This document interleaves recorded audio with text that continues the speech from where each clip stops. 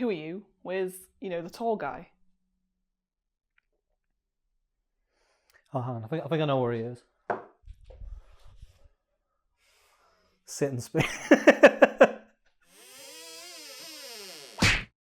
The legacy of the 2006 Wicker Man is not one of improving or expanding upon the original, but rather of a so bad it's good mess with more meme potential than a dancing kitten in sunglasses. The only real saving grace of the movie was the incredible performance put on by Nicolas Cage. So good a performance, in fact, that we think it's completely understandable that one of the actresses didn't want to set him on fire. Yeah, so I recently watched this film for this video, so you wouldn't have a go at me for not seeing the film you're talking about. Yeah, we've had a few comments in some of the past videos like, why does Nisha not watch anything? First of all, The Wicker Man, it's coming to its 50th anniversary this year, the original. But might be some people who've not seen it, and maybe you've only seen the Nick Cage version. But what I'm going to do is I'm going to summarise the plot just so that we're all on the same page. However, what I will say is it's one of those films that's got like a really interesting ending. And the ending is probably the best part of it. So if you haven't seen it and you don't want it spoiled, go away and watch it. The original, not the Nick Cage. You can watch the Nick Cage one after you've seen the original. Obviously, Nisha got to see the Nick Cage one first. Yeah. So we're going to get Nisha's opinions at some point. But the plot of the Wicker Man, like both Wicker Men films, the Wicker Men, the plot of the films is that there is a police officer who goes to a remote island looking for a girl who has disappeared. And throughout the investigation, it's unraveled. He learns that the people of this island worship some kind of pagan-like deity, and that they're planning a human sacrifice in order to try and improve their harvest that failed the previous year. The policeman obviously goes to try and rescue the girl, but then the twist at the end, spoilers, is that it's revealed that they don't want the girl, they want him. He's the sacrifice. And then the film ends with the police officer getting burnt in the Wicker Man, which is an enormous wooden effigy. The reason I'm talking about this today, right? My mum loves this film. Absolutely adores it. The original. The original one, Wicker Man, not the Nick Cage one. My mum adores the original, and every single year on May Day, it's the 1st of May, so when we're recording this yesterday, she watches the film again. And she's seen all the different cuts, like, because there's the theatrical cut, there's the final cut, there's the director's cut, and none of those are even apparently the complete cut, because according to Christopher Lee, he said that the final version that we watch, all the different versions, are all shit, because there's actually a better film in there that could have been made with the negatives, because there were better takes, there were better situations, there was some stuff that was missing out. But the negatives have disappeared and nobody knows where they went. And like, we suspect foul play because I know that some people behind the scenes didn't like the film and wanted to get rid of it. But now Christopher Lee has said like that film, even though the film is a masterpiece, there's a better version out there. That the one that we actually got is really badly put together. Obviously, my mum's going to be like, well, no, the original's perfect. But leaving a comment right now. Yeah, she's probably going to be. I think her username is Laura Walney on YouTube, so keep an eye out for that. But my mum, obviously, she's a massive fan, and because she was watching it again this year, I said to her, I'll watch it with you. So we watched it together over Discord. We had a little movie party and watched The Wicker Man. And I got to hear all of the little insights on it and so on. But there's not a lot about the behind the scenes of the original Wicker Man that's not been like covered time and time again. And also, I wanted to talk about Nick Cage. So you've seen the Nick Cage version? Yeah. All right. What's your opinion? What do you think of the film? I mean, I sent you a photo of my face during the film. I'll put it somewhere. That was my face the majority of the film. Stuff kept happening. I was just like, what? What's going on? What the fuck is happening? Yeah, because like just loads of random shit happened. What's your favourite bit out of interest? Because there's some great moments in that really film. Funny. There's that bit where he gets really offended or like confused why they've got no honey. Yeah, so when you told me about this is a plot point, and when you said, I don't see why it's relevant, the reason it's relevant is because it is relevant to the plot. And yeah, when I saw the rest of the film, I was like, oh, okay. But without context, it does just look like he's going, why is your actual honey? Why are you giving me shit store-bought honey? Why do you have store-bought? I thought you made the stuff here. We don't have any royal honey for you. None at all? But what made me laugh was when, I forgot her name, she's like one of the sisters, because they referred to each other as sister. Yeah, I don't remember. She was like, oh, I can get you some sugar, as if being a bit flirty almost, and he's just like, oh, all right. I might find you a little bit of sugar. All right. Okay. So the thing about the honey and the asking where it is, that directly comes from the original film, where the original cop, whose name was Neil Howie, so it's Sergeant Neil Howie, but my mum obviously just Sergeant Howie. Yeah, in the original film, they grow produce on the island, and he gets sort of annoyed when he wants an apple, and they're like, we don't have any apples. And he's like, no apples? Because the island is famous for their apples. No apples. No apples? And it's meant to be the same thing in this film, it's not established, I think, quite as fervently, or to say that word right, fervently. So it's basically implying that they're saying that why don't I get your special honey? And that's because they had a failed harvest, they don't have any honey. But no, like the moments that always stand out to me, obviously there's the classics that get memed, like the how to get burned, how to get burned! How'd it get burned? How'd it get burned? How'd it get burned? How'd it get burned? I don't know! And then there's obviously the bees, which Not the bees! not the bees! Oh, no, not the bees! Not the bees! It's even funnier in the original theatrical cut. So if people don't know, the Nicolas Cage film, the bit with the bees and the legs and all the memes come from, isn't in the original version. The version that went to cinemas, they wanted to get a 12 rating, and they couldn't do that with a scene of someone having their legs broken, essentially being tortured. So what they do is, when all of the villagers and everyone pile in on him, it just fades to the bit where they're walking towards the Wicker Man, and he's already wrapped up in like a blanket with bee stings on him, but you don't know why. Yeah. And there's like a voiceover from that scene in the background where it's like, killing me won't bring back your goddamn honey! Ah! No, this is murder! This is murder! And you're doing it for nothing! Killing me won't bring back your goddamn honey! Ah, my legs! My legs! Oh. When you know the full version, it's just so jarring for that bit not to be there because it's such an important part of like the meme culture of the film. But I'm also so glad they, still had the bear scene in, which I have seen before. But the bit where he's in the bear costume. And he just goes and punches the woman. What is it? What's wrong, sister? But there's a bit as well where he robs a bike at gunpoint. Step away from the bike.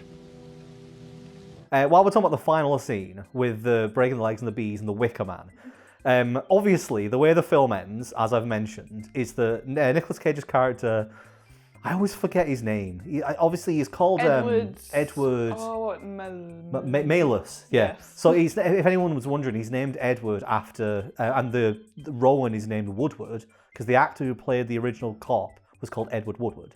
Edward Woodward? I'm saying that wrong. I've heard of Edward Woodward. I'm definitely saying that wrong. It's not. It is Edward Woodward. It is Edward Woodward. I've never said it out loud. Like my mum, Edward Woodward. Yeah, my mum always says Edward Woodward, and I'm like, Edward Woodward. But so the final scene, Edward Malus is being pulled up into the Wicker Man's head by his broken legs. Oh. And the ceremony is the character who is his daughter in the film. The plot twist that we all saw coming.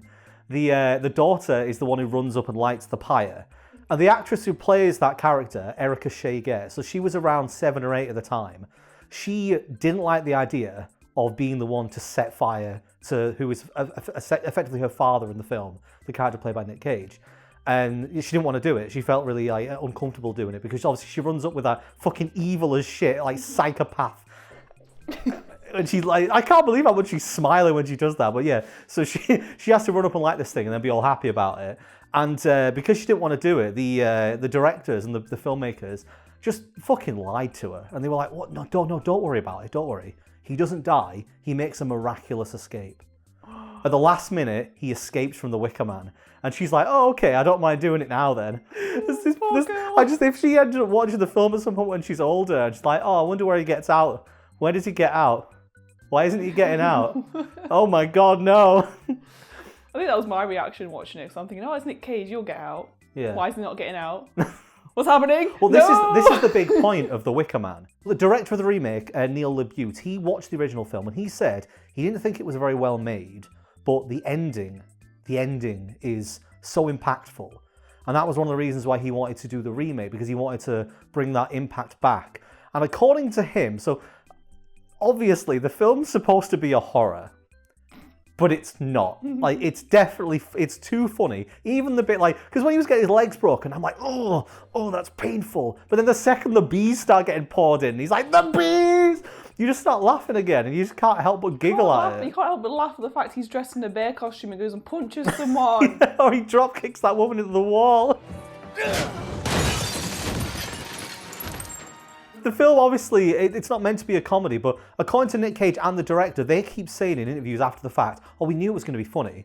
We knew it was going to be funny. That's the point. It was supposed to be perceived that way. Even though it definitely wasn't, because if you look at the interviews, none of them in the interviews before the films come out are saying, oh, it's meant to be funny. You're meant to laugh at it. It's meant to be... They're all like, oh, it's a very serious film.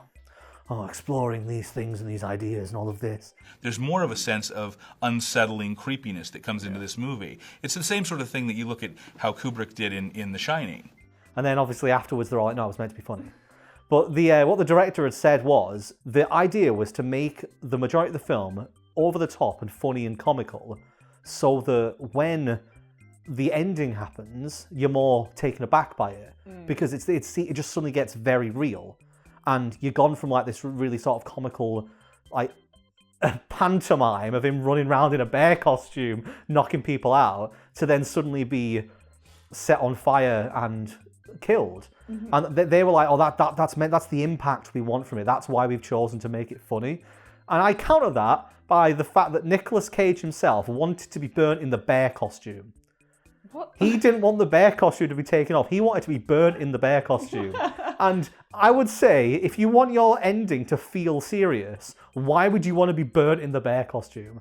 Just so many weird moments, like that bit where he's got a picture of his daughter, who doesn't realise it's his daughter at the time. Yeah. But he's showing it to one of the women, and he's like, do you know this girl? And she's like, staring at him, and he goes, do you know her? And she's like, hey. I meant to ask you in there, do you recognize this girl? No. So much of the dialogue comes from the original, like, exactly. But it just doesn't work when it's like... when Edward Woodward does, like, the dialogue lines as the cop, he's serious. So in the original, he plays Neil Howie. Howie is a devout Christian policeman, and the island has got a lot of, like, old-fashioned, like, pagan-style ritualism.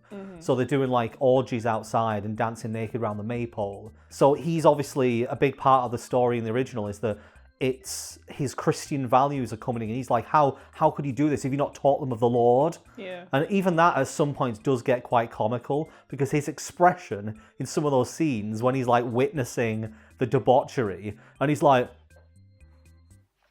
Oh, what is all this? So the funniest scene in the original is there's a character that Britt Eklund plays who is the landlord's daughter. And the character sort of does appear in the Nick Cage one, but she doesn't really have as much of a role as she does in the original. Because a big point of the original is that the cop is also a virgin, and they need a virgin sacrifice. And in order to prove to the island, that he is a virgin, they have this landlord's daughter attempt to seduce him. So he's in a room that's adjacent to hers, and he's trying to go to sleep. And she's in her room, naked, completely naked, just banging on the wall and singing a song.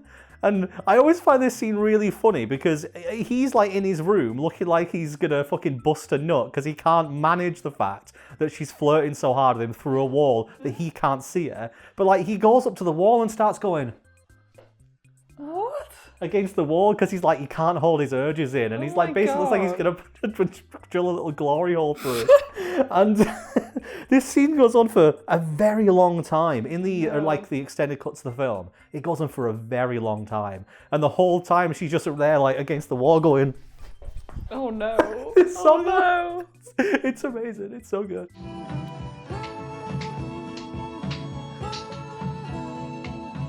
Oh god, this is what I always find. I wrote the full article for this, so it has like the stages of how the conversation's supposed to go. Yeah, I got out the window. It's I fine. guess.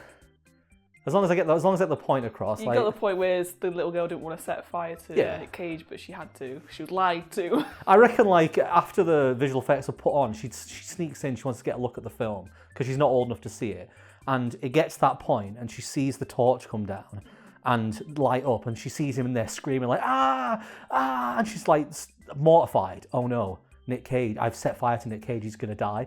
And then one of the directors comes in and goes, shit, we need to do something, and just swaps the DVD for Ghost Rider. I'm literally going to say, yeah. I was like, this is how he became Ghost Rider. Yeah, that's his Ghost Rider origin story. They're like, oh no, he's a superhero. He's not actually dead, he's a superhero. Oh, I'm glad we had the same wavelength.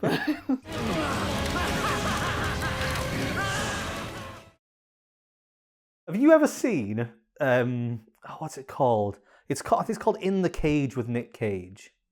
Hello? So it was an SNL bit where Andy Samberg did an impression of Nick Cage, and he would interview various celebrities with his Nick Cage impression. Okay. To promote Ghost Rider, they got Nick Cage in. So there's a full skit on YouTube of Nick Cage sat next to Samberg being Nick Cage. Oh my god. And it's like In the Cage with Cage. And and it's just really funny because obviously when they're next to each other, the impression's shit. Like without Nick Cage there, the impression's fine, it's serviceable. The voice is fine, the look's fine. But as soon as Nick Cage is sat there, he looks nothing like him. Oh, yeah. He sounds barely anything like him. Well, good evening, Nick. You're looking very well tonight. Oh, that's very kind of you, Nick. But there was a little quote from it that I thought really applied to this movie in particular, and it was that apparently there's 2 features that need to be in a Nick Cage film. One of them is that every line of dialogue is either whispered or screamed. Yep. And the second one, everything in the movie's on fire. Oh man, I love Nick Cage. Nick Cage, to me, I think, is one of the greatest actors ever. And the reason why I think this, no, bear with me. Yeah. The reason why I think this is because Nick Cage is one of the only actors I know who can make a shit movie good just by being in it. And there's so many actors where, like, they're good actors, they're amazing actors, but if you put them in a film that isn't good, the film, like, they're not improved by them being in it. Like, they may be good in it, they're acting well in it, but the film isn't. But putting Nick Cage in a film that's bad, the film is still always watchable. I don't think, like, because he always gives everything. No matter what the film is, he is in there. He is making that film. What was your favourite Nick Cage moment in a film? You must have a moment for... So I think for me, there's a film, I think it's called Deadfall. Whenever you watch those compilations of like Nick Cage losing his shit, this film is in there all the time. And the best one, in my opinion, in the whole film, is that he's just sat in a bar, it might be a strip club or something, it's got a stage. He's sat in a bar, and he gets some bad news or someone tells him to leave or something. And he stands up from his chair, and he walks across the bar, and at this point, the camera is behind the bar, looking across the room, and he's at the back of the room. And you see him walking across the room, and he stops, and he goes, "Fuck!" And then carries on walking.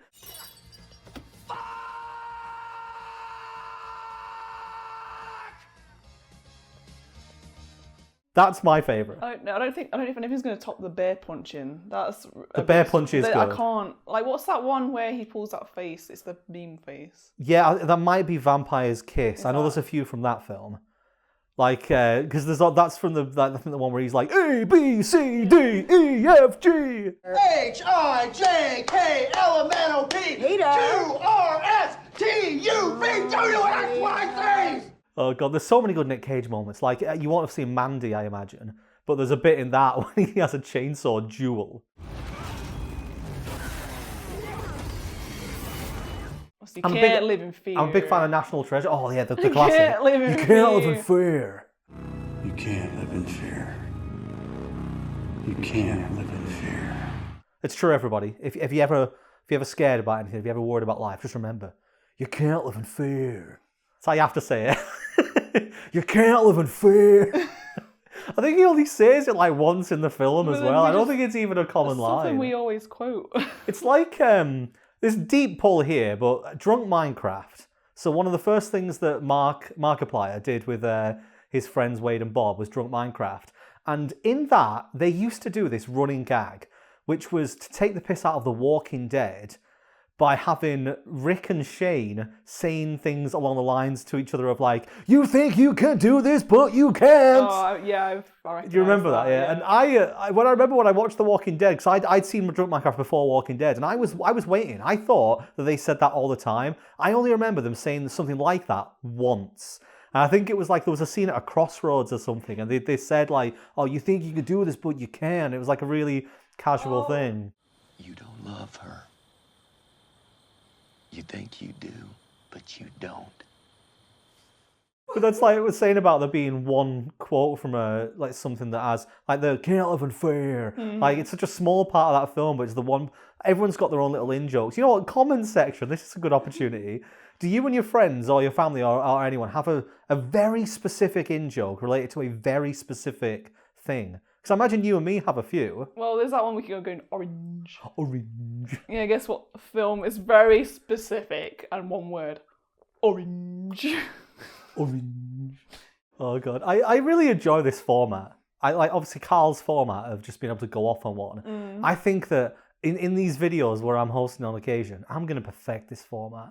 I'm gonna write my article and then not follow it at all. Just let it go. Just let it ride. As long as people learn facts and it's facts with a fiendish sense of humour.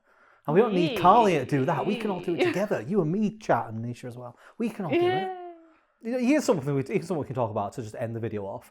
So if people may have noticed, like I think yesterday, from when this video goes up, if I get it done on time, there would have been a short have gone up of like an old Fat Fiend video. And the reason this is happening is because we obviously we want to like try and target like the shorts a little bit more, and the channel is full of great little moments that can be turned into shorts. So part of my new responsibilities on the channel is to go back and watch all of the old videos and find some of the best moments and turn them into little shorts so that people can either re-enjoy them or enjoy them for the first time.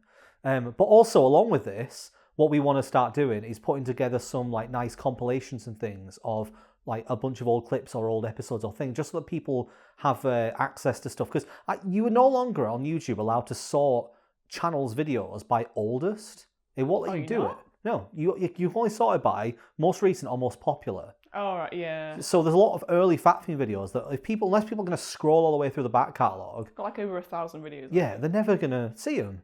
So this is a good way of being able to, like, somebody can curate them and pull out the best bits and put them into shorts or compilations. So there's going to be some compilations that are going to be coming out probably on the Sundays, where people get to enjoy a lot of the old Fat Fiend stuff. So a lot of the funniest moments, like things that people would have forgotten, would have lost. Been lost to history. You can finally see them once more. Make sure you subscribe. I bet there's loads of moments I've not actually seen. So I haven't watched all your videos. Before I joined, I watched a few, but I didn't watch all of them. But I've only seen videos that I'm in or have edited. So the ones that you've been in that you've edited will be new to me as well. So I might find like some interesting moments that I've never seen before. Yeah, maybe there's somewhere in the massive archive of hundreds of Fat Fiend videos, maybe Nisha says something funny.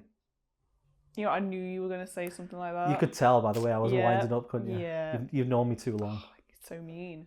But something else as well, like with those compilations. So we're thinking of putting the Patreon that we have that supports the team. We're thinking of putting the end slides that we've been using to like give people shout outs. They're going to be at the end of those compilations.